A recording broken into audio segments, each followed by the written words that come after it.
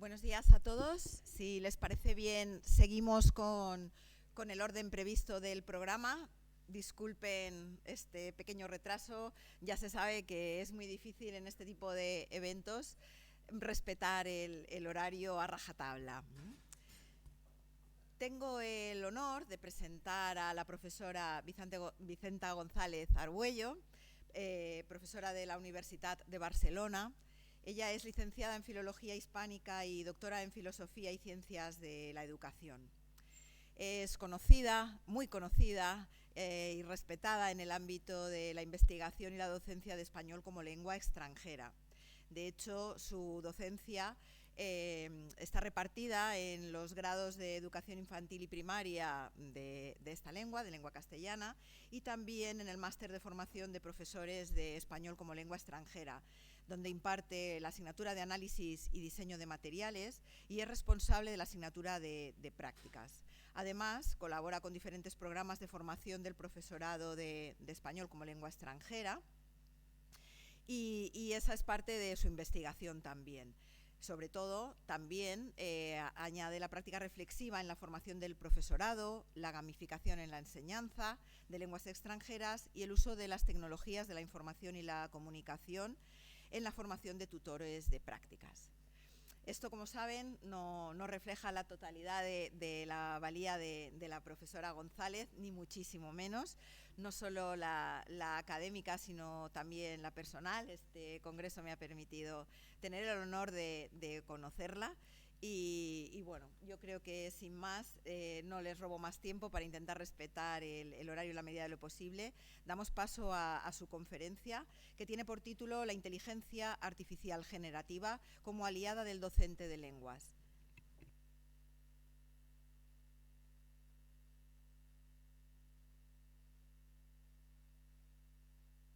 En este congreso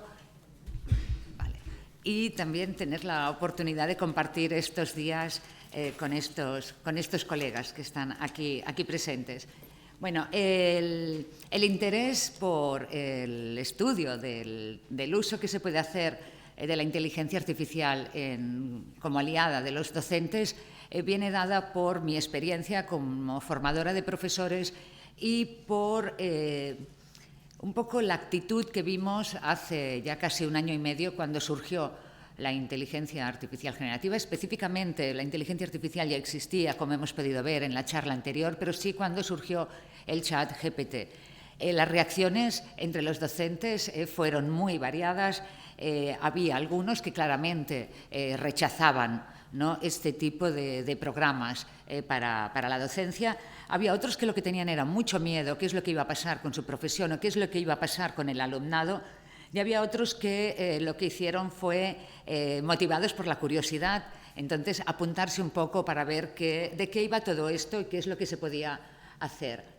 ¿Vale? Entonces, de lo que os voy a hablar, ¿no?, este rato es qué es lo que hemos aprendido desde que en noviembre del 22 apareció el chat GPT, cómo la estamos usando algunos docentes, y también os quería presentar qué es lo que estamos investigando junto con otros colegas, ¿no?, con Joan Tomás Pujolà y Manuela Mena. ¿Vale? Entonces, empezamos. Es verdad que no me voy a detener en las definiciones y mucho menos después de la presentación que hemos tenido, que creo que a todos nos ha quedado claro, ¿no?, que es la inteligencia artificial generativa, ¿no?, que es, bueno, crear contenido a partir, ¿no?, de los datos con los que ha sido entrenada. Voy a hablar bastante del chat GPT, más que de otras aplicaciones, y también, como hemos visto ya en la presentación anterior, vemos el potencial que tiene.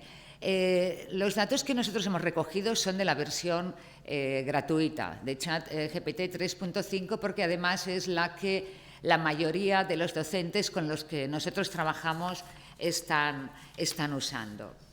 Entonces, ¿cómo usarlo?, ¿no?, que es la primera idea.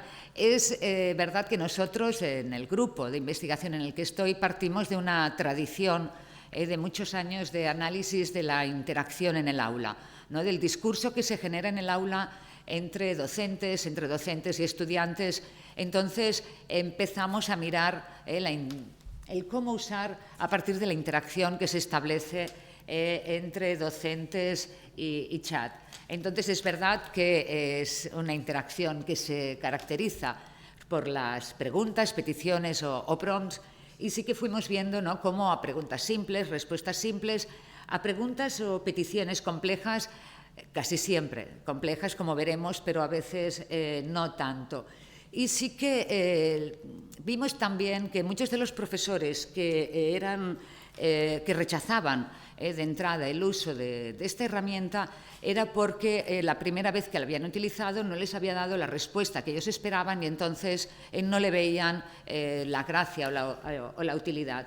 Entonces sí que lo que hemos ido viendo es que en realidad lo que se impone con este tipo de herramientas es la interacción, ¿no? Igual que en la sala de profesores con los colegas continuamos, insistimos hasta que conseguimos lo que queremos. Es importante no solo tener muy claro qué es lo que uno quiere, sino también esa facilidad para poder especificar, acotar, deshacer malentendidos hasta que uno consigue lo que quiere.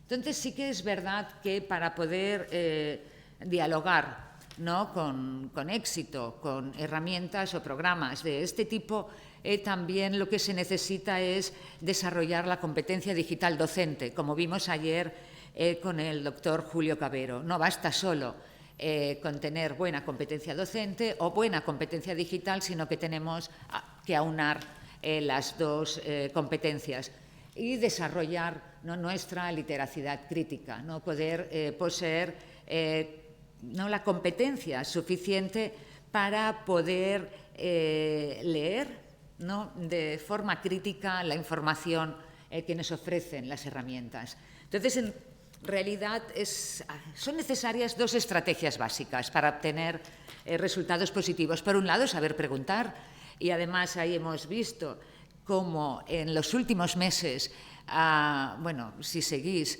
según qué personas en las redes sociales hay ya expertos en la formulación de prompts, es algo que, bueno, parece que es una moda, pero es importante, ¿no?, tener muy claro qué es lo que uno quiere para poder formular preguntas y lo que también es muy importante es saber leer, ¿no? Entonces vamos a hablar un poco de estas dos cuestiones. Para preguntar, ¿no?, es elaborar peticiones o prompts para ChatGPT. Una opción es preguntarle, ¿no?, y entonces vemos que nos puede dar un aluvión de información para poder hacer preguntas, ¿no?, y que nos diga cómo interactuar con él para obtener lo que queremos. Pero también es verdad que a través de los estudios que veremos a continuación y que hemos realizado, no es necesario tanto. Sí que se pueden elaborar peticiones que consigan el éxito con 5 pasos, siempre centrados en el ámbito de la docencia, ¿no? Por ejemplo, ¿qué es lo que le pedimos? En este caso, pues escribe un texto sobre viajes, qué formato, para qué contexto, cuáles van a ser los destinatarios y algún tipo de información extra, ¿no? Este sería el ejemplo que nos puede dar sobre cómo nos escribiría un texto para llevar al aula, que podría ser un ejemplo de cómo son los blogs de viajes, ¿vale? Pero le especificamos el nivel, ¿no?, un B1, unas 200 palabras para un grupo de estudiantes adultos. Y también lo que le podemos pedir es que nos proporcione una rúbrica para evaluar eso que vamos a hacer nosotros con nuestros alumnos, ¿no?, trabajar el blog. Es verdad que nos da mucha información, que nosotros podemos estar horas, los que trabajamos con rúbricas, lo sabéis, diseñándolas y lo peor, discutiendo con los colegas, ¿no?, porque nunca nos parece lo suficientemente precisa, ¿no?, y la herramienta en segundos nos la proporciona. Pero también lo que decíamos, hay que saber leer, ¿no?, leer qué es lo que nos proporciona, porque vemos que se centra en contenido, gramática, coherencia, cohesión, precisión, adecuación, presentación, participación. Pero si lo que queremos es evaluar el posible texto para un blog, lo que nos faltaría sería algo como imágenes, fotografías, vídeos que sabemos que caracterizan los blogs de viajes. Entonces, ante lo que veamos que no contiene, no es tan simple como pedírselo y nos lo proporcionará. También podemos, o lo que hemos estado haciendo mayoritariamente los profesores que estamos probando estas nuevas herramientas, es utilizarlas para lo mismo de siempre. ¿Sí? Es verdad que tienen un gran potencial, pero de momento, y creo que esto suele suceder con todas las nuevos enfoques, nuevas herramientas, y es que de algún modo casi parece una regresión en cuanto a la perspectiva didáctica. Para sentirnos seguros, lo que hacemos es pedir al nuevo programa algo que ya estamos acostumbrados a hacer. Ahí fallamos un poco en cuanto a innovación que podríamos aplicar, ¿no? Entonces, por ejemplo, podemos pedir al ChatGPT que nos proporcione información para diseñar un curso de 30 horas para un nivel determinado, ¿no? Para una edad determinada de los alumnos. Podemos pedirle que a partir de las ideas que nos da, ¿no? Nos decía que una de las posibilidades era hacer actividades de simulación o roleplay. Vale, pues muy bien, dame esas tarjetas para hacer esos roleplays, y también nos las da. También nos proporciona ideas para pruebas escritas, pero otra vez tenemos que volver a leer con atención la información que nos proporciona. Habíamos pedido para un nivel A1. Los que damos clases de lenguas extranjeras sabemos que la posibilidad en el contexto de hostelería de la carta de queja, sí, pero en un nivel A1 no. Eso es difícil. Entonces, tenemos que rechazar, a veces cuestionar la información que nos proporciona, ¿no? Y entonces sí que es verdad que, bueno, lo acepta y nos ofrece otras alternativas. También hemos de sacar un poco las gafas cuando le pedimos información de cualquier tipo. Se nos ha hablado ya de las cuestiones que hay que tener cuidado de sesgo de género, cuestiones éticas. Si le pedimos que nos proporcione una lista de famosos hispanos para llevar al aula, vemos que mayoritariamente son hombres, solo aparecen 2 mujeres. Entonces le decimos, uy, está un poco desequilibrada. Pues sí, es verdad, yo te proporciono más mujeres para poder tener un poco más de equilibrio en esa lista. Entonces sí que para interactuar con el chat, lo que necesitamos es poner el foco en la petición, qué es lo que realmente nos interesa, poder acotar esa información, simplificarla, a veces rechazarla, ¿no? Y a veces también funciona intentándolo con el inglés, ¿no? Con otra lengua con la que el programa está mucho más familiarizado. También, en algunos casos, en los que trabajamos en comunidades bilingües, también lo utilizamos para las clases de catalán, y también vemos que nos funciona mejor en las lenguas de uso mayoritario, mejor en castellano y mejor en inglés que no en catalán. Pero es ir probando hasta que uno encuentra lo que quiere. Pero es muy importante que tengamos en cuenta la competencia docente. En profesores noveles se corre el riesgo de que no puedan detectar, ¿no?, los posibles errores que hay, ¿no? Entonces podrían llevar al aula material que no es de la calidad que nos gustaría, ¿no? Por ejemplo, para clases de español como lengua extranjera podemos pedirle ideas para la clase, cómo presentar tiempos verbales en el aula, y también que nos proporcione ejercicios. Esos ejercicios que a veces nos llevan tanto tiempo hacer, que son ejercicios para sistematizar, fijar la forma, y que a veces ya se nos agotan las ideas, ¿no? Podemos pedirle que lo haga, pero hemos de revisar, porque a veces es verdad que falla, ¿no? Nos dice elegir el pronombre y la conjugación del verbo, y en todas las frases es necesario el pronombre. Entonces sí que hay que revisar bien. Y también es verdad que podemos, si consideramos que nuestras clases son demasiado no lo sé, una palabra que no sea muy negativa, pero bueno, que estamos en un enfoque un poco, no lo sé, poco creativo, podemos pedirle que nos proporcione, ¿no?, ideas más creativas, con dinámicas, para motivar a nuestros alumnos y que continúen con los ejercicios que queremos proponerles. Pero, como decía, Es verdad también que durante la fase de experimentación, lo que hemos estado jugando con el chat, hemos buscado los temas que son más difíciles para llevar al aula de español como lengua extranjera. Entonces, por ejemplo, ser y estar es algo que causa muchos problemas en los estudiantes extranjeros, por y para los tiempos del pasado. Entonces, hemos ido pidiéndole este tipo de ejercicios para ver, ¿no?, esas posibles alucinaciones o errores si estaban presentes. Y sí, con los pasados se lía un poco, ¿no? Es verdad que a veces coincide la forma del pasado simple con la del presente, pero ante determinados marcadores temporales suena raro utilizar un tiempo del pretérito perfecto simple en lugar del pretérito imperfecto. Entonces, como decía, es importante la competencia docente.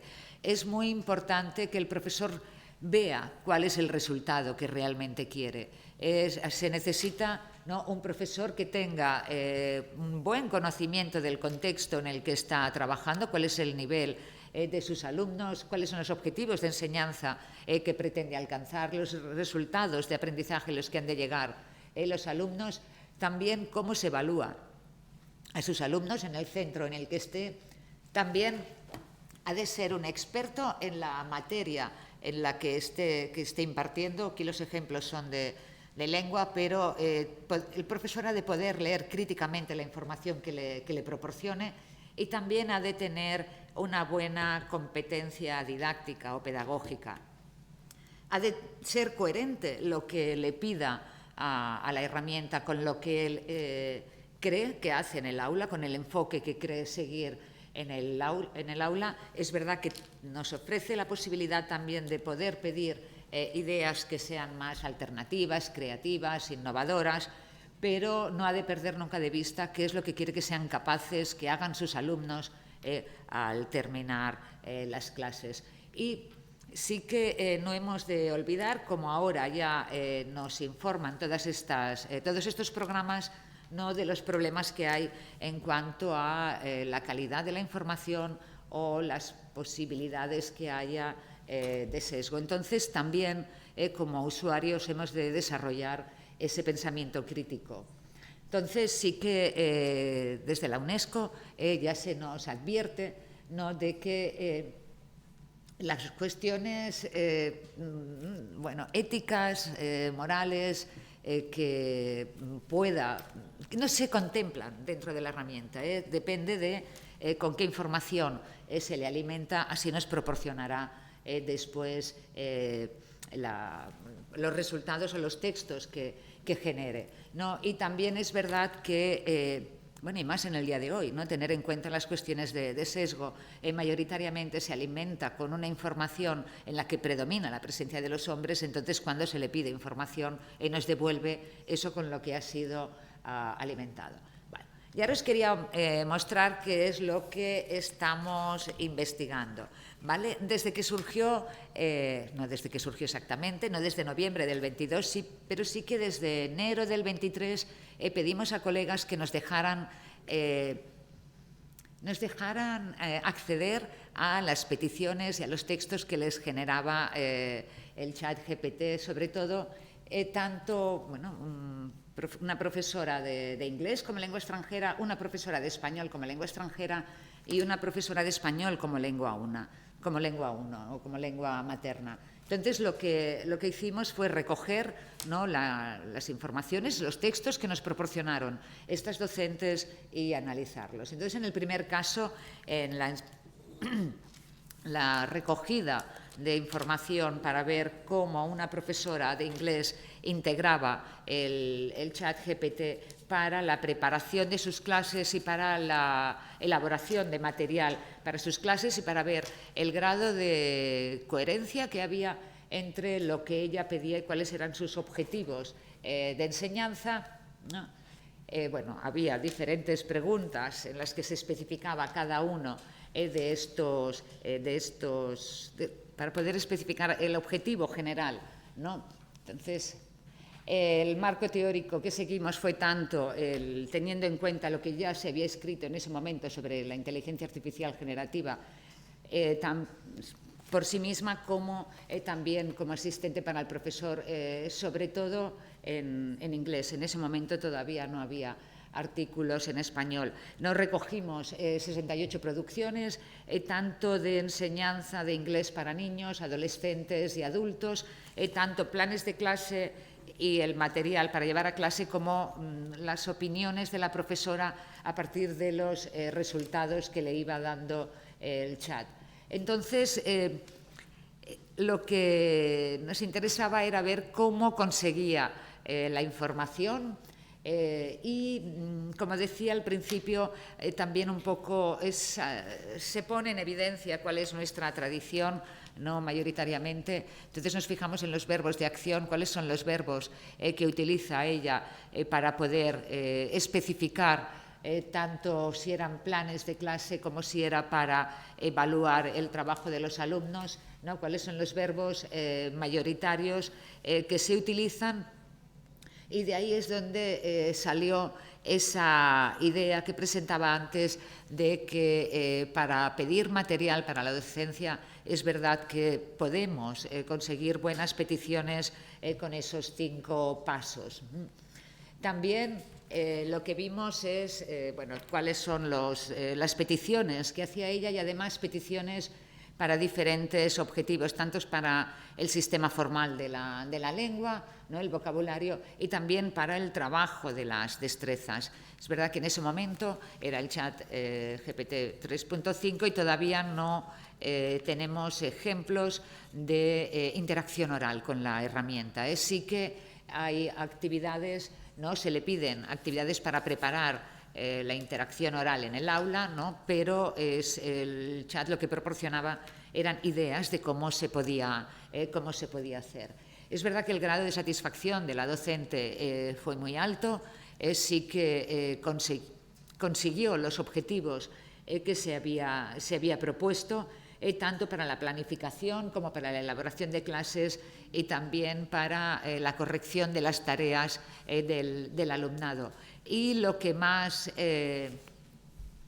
con lo que más satisfecha se mostraba era con el ahorro de tiempo.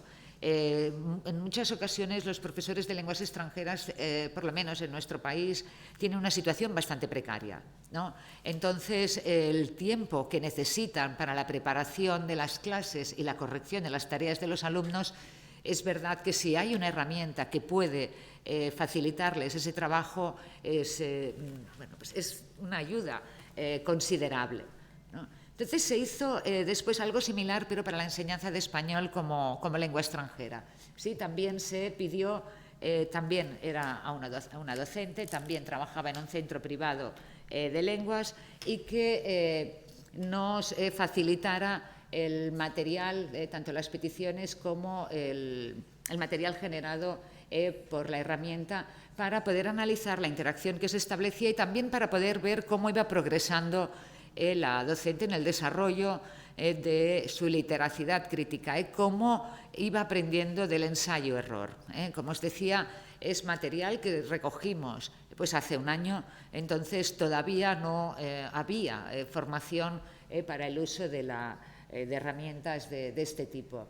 Entonces, sí que en este caso ya vimos claramente que íbamos a seguir el análisis del discurso para analizar la interacción que se establece. También los estudios que ya hay, como los de Román Mendoza para la enseñanza de español como lengua extranjera con herramientas de inteligencia artificial, y también los estudios que elaboran los ingenieros, complejos para nosotros todavía, pero las cadenas de pensamiento, ¿no? Cómo se intenta, ¿no? Entrenar a la herramienta para que no siempre sea lineal. Entonces, también aquí tenemos en castellano cuáles son las acciones, los verbos de acción que se utilizaron preferentemente, y vemos, ¿no? Pues rechazar, cuestionar. También es curioso como al principio la interacción que se establece con la herramienta parece que es como muy educada y muy formal. Se agradecen, se disculpan tanto el chat GPT como la profesora cuando se cuestiona, se rechaza algo que se está pidiendo. Para la elaboración de planes de clase y para la elaboración de actividades, las peticiones tuvieron éxito casi todas, pero sí que hubo problemas a la hora de pedir que le corrigiera actividades elaboradas por los alumnos. En ese caso, sí que ante una petición en la que se le pedía, pues es esto, marca los errores y además elabora ejercicios para que mi alumna pueda mejorar de forma autónoma, ahí Chat no funcionó como se esperaba. En inglés lo hacía, pero en español lo que hacía era proporcionar feedback, ¿no? Corregía el texto y daba ideas sobre los ejercicios, pero no elaboraba los ejercicios. Entonces, lo que la profesora empezó a hacer fue segmentar las peticiones, ¿no? Por un lado, pedir, ¿no?, un feedback general para poder devolver a la alumna la tarea, ¿no?, y corrección que marcara los errores. Pero en otra petición, una vez ya había conseguido eso, entonces le pedía los ejercicios y en ese caso sí que se los proporcionaba. Entonces sí que es verdad que lo que se pudo ver es que la profesora cada vez hacía como interacciones más cortas, iba aprendiendo a preguntar y a pedir al chat GPT, ya no tenía que cuestionar y rechazar tanto, sino que iba afinando en las preguntas, las peticiones que le hacía, y lo que sí que se vio es que para la corrección de las tareas de los alumnos es bueno, indicándole el nivel, proporcionan feedback general que es adecuado, pero hemos de segmentar las peticiones si queremos que realmente nos ayude en esa tarea de corrección de las actividades que hacen los alumnos.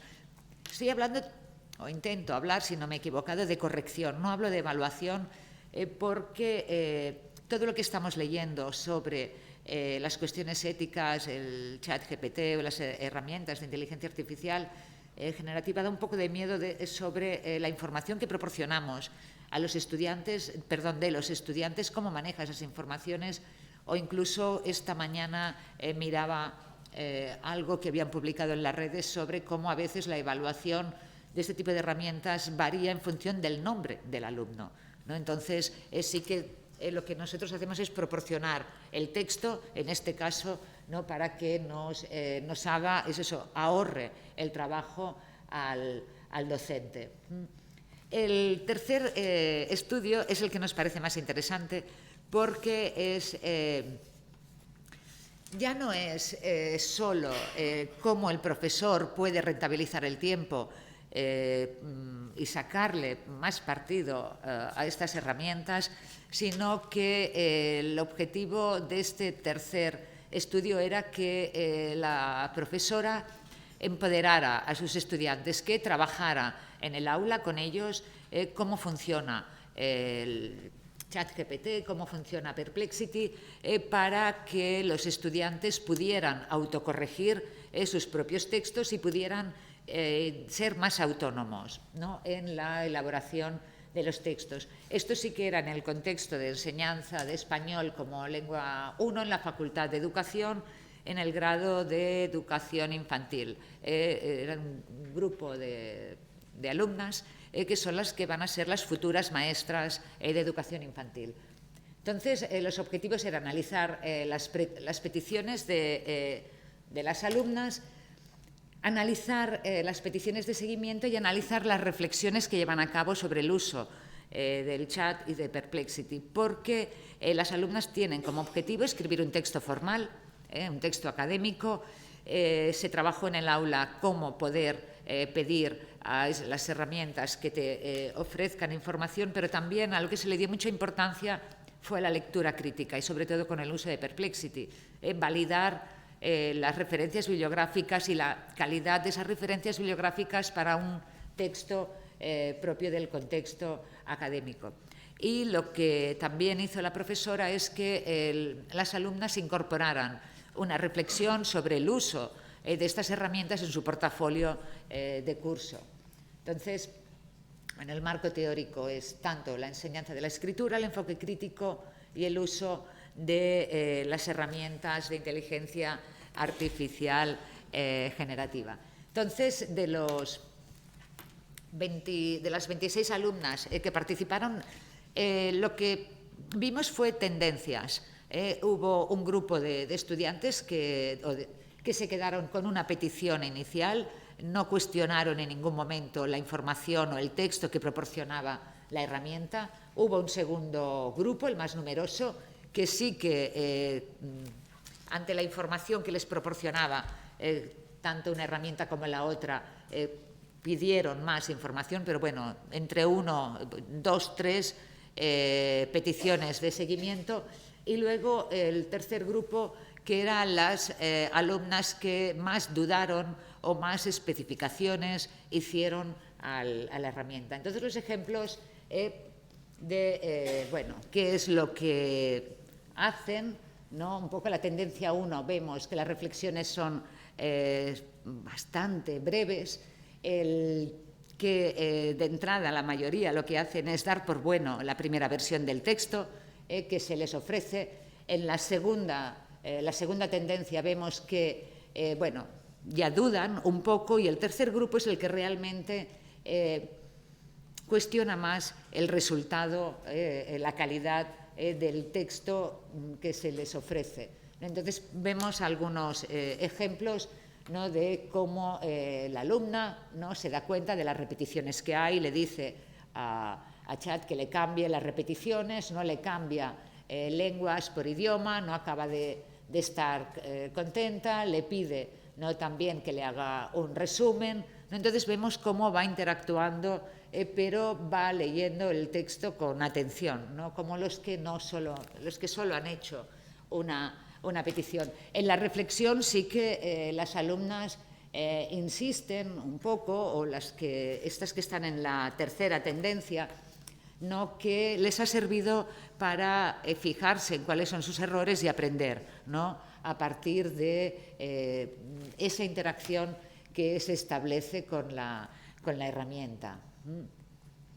Entonces, lo que sí que hemos visto es que esa interacción ayuda, pero que se ha de seguir trabajando para conseguir que todas las alumnas realmente hagan una lectura crítica del resultado del texto generado por la herramienta. Hemos visto que el primer grupo de alumnas con la primera versión ya lo dan por bueno, aunque en clase las pautas que tenían era que tenían que revisar, ¿no?, comprobar las fuentes bibliográficas, comprobar la presencia en el texto de todo lo que se había explicado en el aula, pero solo 2/3 del grupo lo habían hecho. Y no hay más, aparte de Chat, y GPT y Perplexity, hay muchas cosas. Estamos desbordados, no sé cómo lo lleváis. Nosotros seguimos probando mayoritariamente lo que es gratuito. También es verdad que ya estamos pagando, pero consideramos que también abre una brecha, ¿no? Entonces, miramos o mostramos o analizamos de momento los productos gratuitos. Si comparamos Chat con Copilot o con Gemini, vemos que es bastante similar en las versiones gratuitas todo lo que nos está ofreciendo, ¿no? Sí que es verdad que Copilot, bueno, nos incorpora buscador, ¿no?, y nos da enlaces donde podemos ampliar información, ¿no? Gemini también nos da enlaces para ampliar información, pero creo que debemos, ¿no?, estar al tanto con las nuevas herramientas que van apareciendo, ir jugando. También hemos ido probando las que generan imágenes y vemos que la interacción que hemos establecido con ellas es igual que con las que generan solo texto. Si pedimos una sala de profesores, ¿no?, con un ordenador, todos trabajando, el ordenador está frente al hombre, no está frente a la mujer. Entonces tenemos que especificar, ¿no?, y decir que por qué no está el ordenador frente a la mujer y no siempre frente al hombre. Entonces, vale, pues sí, coloca el ordenador frente a las mujeres. Pero también es verdad que bueno, predominan esas imágenes en las que el hombre parece que es, ¿no?, por su actitud y su imagen, el que tiene la sabiduría, ¿no?, el que es el maestro. Sí que es verdad que introduciendo peticiones, ¿no?, mucho más específicas, nos consigue dar otro tipo de imágenes, pero en este caso era aquello de reproduce una sala de profesores de inglés, porque los de inglés parece, ¿no?, que ya tienen el café, que son más, no lo sé, sociables, no lo sé, pero la sala de profesores de inglés es diferente a la sala de profesores de español, además son todos más jóvenes, no sé, más alternativos. Y ahora no lo sé. Vale, también hemos probado, y esto no lo sé si habéis probado Tome para hacer PowerPoints, pues es genial, os lo recomiendo que lo probéis, es también es gratuita y dándole el título te hace una presentación de PowerPoint, te proporciona imágenes. Es verdad que las imágenes vuelven a ser, ¿no?, pues imágenes preferentemente, bueno, los hombres en una situación, una comunicación no verbal diferente al de las mujeres, pero te da ventajas, inconvenientes, ¿no?, es sobre lo que sería la inteligencia artificial y, bueno, recomendaciones para poder... Vale, y esta es lo mismo. También, aparte de pedirle, ¿no?, pues una presentación con el título de hoy, también bueno, la obsesión de los profesores de español, las diferencias entre los tiempos del pasado, ¿no?, y también te hace una presentación. Aquí la primera imagen que me dio fue la de los hombres, ¿no?, que parece que están en la puerta de una escuela de pueblo, o es la imagen que yo tendría, ¿no?, de una escuela de pueblo. Entonces le dije, y una imagen de mujeres, me ofreció esa imagen, pero bueno, nos introduce el tema, nos dice cómo se forman esos tiempos del pasado, nos da usos para los tiempos de un pasado y de otro, y nos da también actividades para poder hacer, ¿no?, en el aula con nuestros alumnos. No, realmente, como decía, hay muchas herramientas, estamos nosotros probando y jugando, sobre todo con las que son gratuitas, pero bueno, si os habéis abonado ya alguna de pago, veis que los límites de momento son insospechados, ¿no? Pues esto es lo que os quería contar. Gracias por vuestra atención y si tenéis alguna pregunta.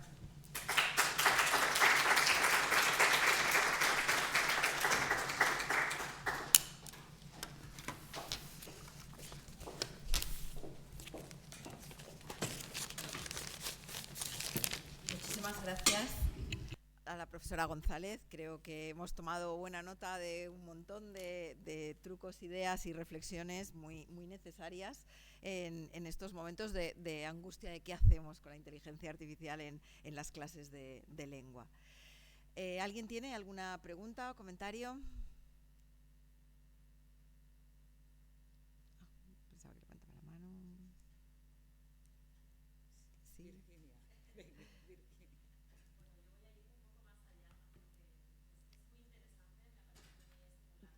Yo creo que se oye. Sí, bueno, las ideas y las reflexiones sobre todo, ¿no?, que es lo que nos interesa también. También, igual se me oye, ¿no? La grabación, perdón. Bueno, pues para la grabación repito que me ha resultado muy interesante.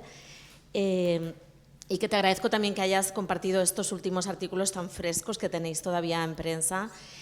Pero estaba pensando un poco más allá, dentro también del ámbito que compartimos, ¿no?, en este caso la enseñanza de segundas lenguas y en nuestro caso la enseñanza de español como segunda lengua o como lengua extranjera, como queramos llamarlo. Bueno, sabemos que en todos los másteres de formación, incluso en los másteres como aquí, ¿no?, de lenguas y tecnología, se piden trabajos de fin de máster, ¿no?, que por si habéis ido un poco más allá pensando con estas reflexiones, porque sé que sois un grupo que está siempre en ebullición. Estaba pensando, por ejemplo, en las programaciones didácticas, ¿no? Yo imparto clase en varios másteres cuyo TFM se les pide a los estudiantes, porque son profesionalizantes más que de investigación, que presenten una programación didáctica, ¿no?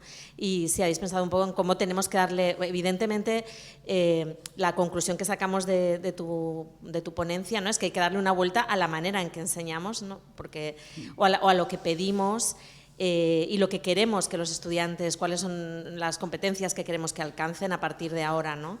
Porque, claro, si yo estaba viendo esa programación didáctica que tú has presentado, yo la podría ver en cualquier TFM que me llegue a las manos a lo largo de este curso, ¿no? Supongo que habréis hablado de esto en el grupo. Sí, por eso decía al principio que entre el grupo de profesores, sobre todo de castellano, que es la asignatura que yo coordino, hay bastantes profesores, eso, con mucho miedo porque ¿cómo vamos a detectar los casos de plagio? Pues no los vamos a detectar.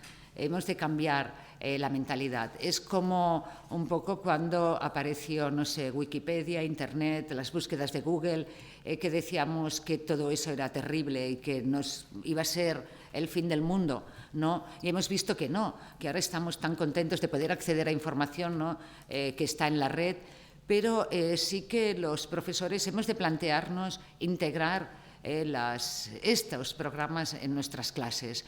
Más que esa actitud de rechazo, yo creo que lo que tenemos que tener es una actitud de curiosidad. Si nosotros estamos probando, nuestros alumnos también van a estar probando.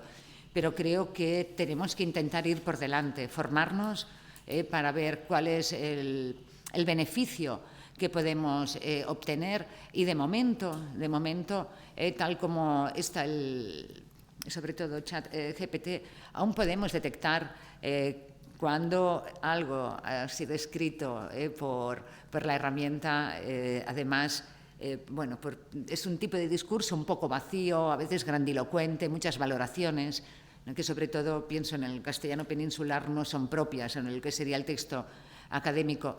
Pero yo creo que lo que hemos de trabajar, sobre todo, es la lectura crítica. Que nuestros alumnos no tienen la competencia docente todavía que nosotros tenemos. Nosotros podemos detectar fácilmente, o espero, ¿no?, errores, pero los profesores jóvenes o los que están en formación no pueden todavía. Entonces yo creo que esa estrategia de validar y confirmar, ¿no?, la información, pero sí. Y luego también nosotros ahora ya lo que estamos pidiendo a nuestros alumnos es que lo anoten, igual que en la bibliografía, no se han usado alguna de estas herramientas o no. Nos engañarán, sí, pero antes también recurrían al rincón del vago, o sabemos que hay empresas que hacen TFGs, TFMs y tesis. Entonces, sí, la incertidumbre. Hola, ¿cómo estás? Hola. Felicitaciones por tu presentación, muy interesante.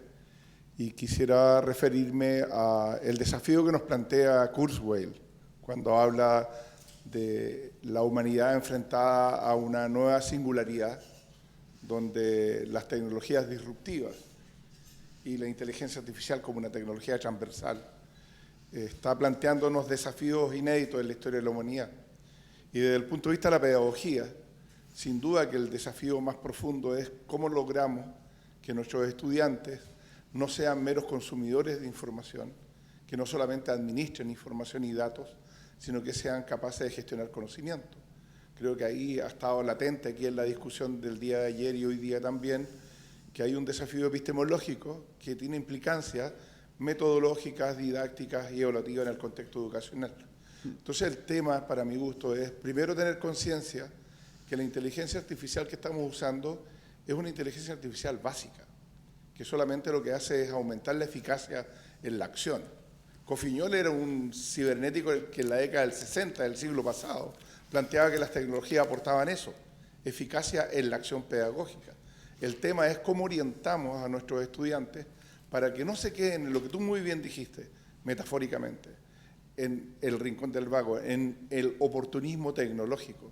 Esto es solamente quedarse de manera acrítica en administrar de manera más rápida datos masivos, Big Data, ¿cierto?, de manera eficiente, pero sin dar el paso epistemológico superior, que es generar su propio conocimiento.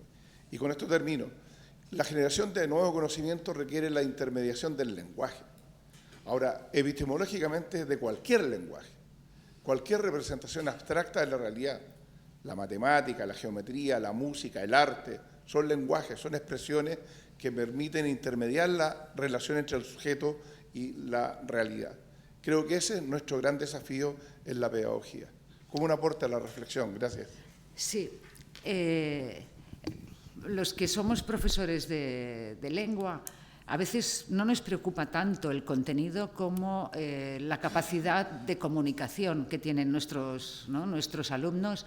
Y entonces sí que el desafío es poder seguir poniendo el foco en la comunicación y que el contenido, es verdad que hasta ahora también el alumnado accedía a través de la red, ¿no? Entonces sí que nosotros, por ejemplo, nos planteamos que tenemos que seguir trabajando la expresión oral y la expresión escrita y que, por otro lado, hemos de trabajar mucho mejor que hasta ahora cómo se accede a la información.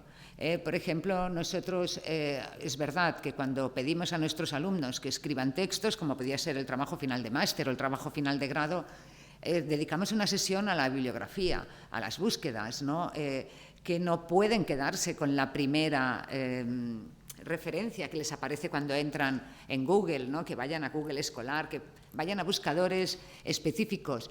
Y sabemos que hay alumnos que no lo hacen, ¿no? Que seleccionar referencias de muy baja calidad o que nosotros consideramos que no son lo suficientemente buenas. Pero ahí yo creo que sí que es donde nosotros tenemos que seguir esforzándonos en despertar esa actitud crítica, esa inquietud, esas ganas de profundizar y ampliar contenidos, porque creo que se accede a la información muy fácilmente, pero es una información que se ha generado a partir de otra que a lo mejor no es la que nosotros desearíamos. Y nuestros alumnos a veces, por falta de madurez o por falta de interés hacia la materia, pueden alimentarse o nutrirse de todo eso con lo que quizás no estamos demasiado convencidos o no es demasiado coherente. Entonces yo creo que el gran desafío es ese, es no tanto el rechazo hacia lo que hay porque está aquí y ha venido para quedarse, sino cómo podemos preparar a nuestro alumnado para que tenga una actitud más crítica o más inquietud y más curiosidad hacia todo lo que nos rodea. ¿Qué tal? Buenas tardes, ¿cómo estás? Bueno, y muy interesante desde el punto de vista de que estamos viviendo el tema de la revolución industrial 4.0 y me nace una pregunta frente a lo que planteas, ya que es muy interesante, y es, uno, el tema de la ética frente al alumnado. Cuando comenzamos a trabajar esta situación de pedirles a ellos, obviamente hay que cambiar ese diseño instruccional en cómo se está trabajando actualmente, pero ¿cómo se podría manejar el tema de la ética con ellos? Y en segunda instancia, ¿han hecho pruebas ya en cuanto a ChatGPT o cualquiera de las herramientas de IA que han trabajado para que estos contenidos didácticos que se expresan también sean aptos para personas de tipo de inclusión o con discapacidad cognitiva y demás? ¿Cómo lo han venido manejando? Principalmente porque la enseñanza del idioma español para personas es bastante complejo. Entonces, con una persona que tiene, por ejemplo, TDAH o tiene Asperger, ¿cómo creen que esta herramienta podría ayudar a sensibilizar esos contenidos y adaptarlos en el buen sentido? En Colombia le llamamos PIAR, ¿sí? Un proceso de adaptación a los contenidos curriculares, pero ¿cómo lo podríamos utilizar con IA en este caso? Sí. Yo creo que en ese trabajo que se ha de hacer en el aula con el alumnado, de que aprendan, ¿no?, a hacer peticiones, que aprendan a especificar y que aprendan a leer, ¿no? Yo creo que ese que aprendan a especificar, ahí es importante que, igual que en cuanto a los contenidos, ¿no?, cuál es el resultado, qué tipo de ejercicio es el que yo quiero, también como hemos visto con las imágenes, ¿no? ¿Qué es lo que yo espero? Para mí no es normal, ¿no?, que haya mayoría hombres y menos mujeres, o que todos sean, no sé, blancos, o que todos sean orientales, como también hemos visto en las imágenes de las mujeres, que todas eran orientales. A mí es verdad que lo que yo intento trabajar con mis alumnos es desde la perspectiva de la inclusión. Pero ahí también hemos de decir que hemos de trabajarlo mucho. No sé, en otras facultades, pero en la mía, por ejemplo, los alumnos se han quedado en un nivel muy superficial. Por ejemplo, están obsesionados con el desdoblamiento de género. Cuando hablan tienen que hablar de los niños y las niñas, los padres y las madres, pero después acaba siendo el delegado de la clase el único chico que hay en el aula, o cuando tienen que salir a exponer un trabajo es el único chico el que lo hace porque a ellas les da vergüenza. Entonces sí que cuestiones relacionadas con la inclusión, los sesgos, raza, origen, se han de trabajar en el aula, porque ya hemos visto que la herramienta no va a discriminar. Entonces se ha de hacer de forma específica, y también lo que decíamos antes, ¿no? Los nombres, ¿no? Si ya solo por el nombre se nos puede discriminar, entonces hemos de ser muy cuidadosos, muy cuidadosos. De acuerdo, pues muchísimas gracias a la profesora González, muchas gracias a todos los asistentes y a los que habéis participado, y damos por finalizada esta sesión. Sabéis que ahora es el descanso, que corresponde al almuerzo y que luego retomamos después de comer. Muchas gracias a todos. Gracias.